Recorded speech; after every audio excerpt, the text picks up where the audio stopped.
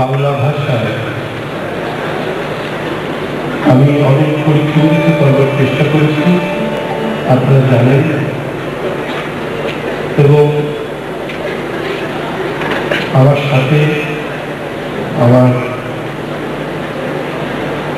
ছোট ভাই অনুজ শ্রী সঞ্জয় চক্রবর্তী, যে এতক্ষণ হারমোনিয়াম বাজাচ্ছিলেন,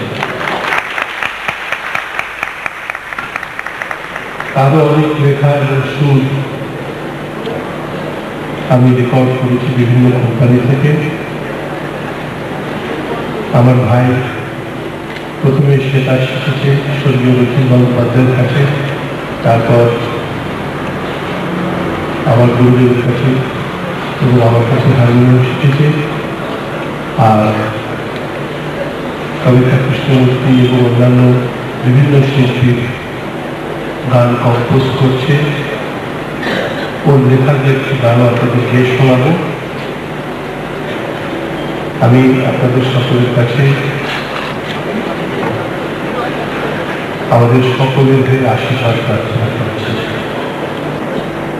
আমি সঞ্জয় এখন হারমোনিয়াম বাজাচ্ছিল, এখন সে বিদায় নিচ্ছে।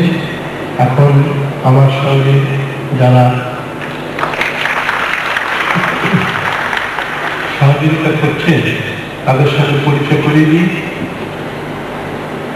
এখন আমার সঙ্গে গিটার বাজাচ্ছে এই ছেলেটি, এবং এই যে এতক্ষণ তালগুলো বাজাচ্ছিল এরকম একটা হাততালি।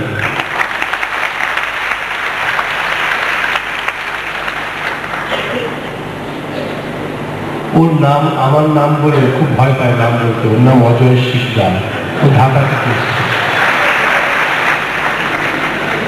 এখন যে গিটার বাজাচ্ছে এই বয়সী যুবক হলেও ভারতবর্ষের অন্যতম শ্রেষ্ঠ গিটার বাদক এবং বৃজভূষণ কাবলা পণ্ডিত, যিনি গিটারকে ক্লাসিক্যাল বানিয়েছেন। প্রথমে তার কাছে শিখেছেন, তারপরে গত বেশ কিছু দিন ধরে আমার কাছে দাঁড়িয়ে পাচ্ছে। আপনারা শুনলে বুঝতে পারবেন যে ও কোন স্ট্যান্ডার্ডের বাদক। আর তবলা যখন আপনারা শুনছিলেন, ওর নাম সুভাষ ভাস্কর।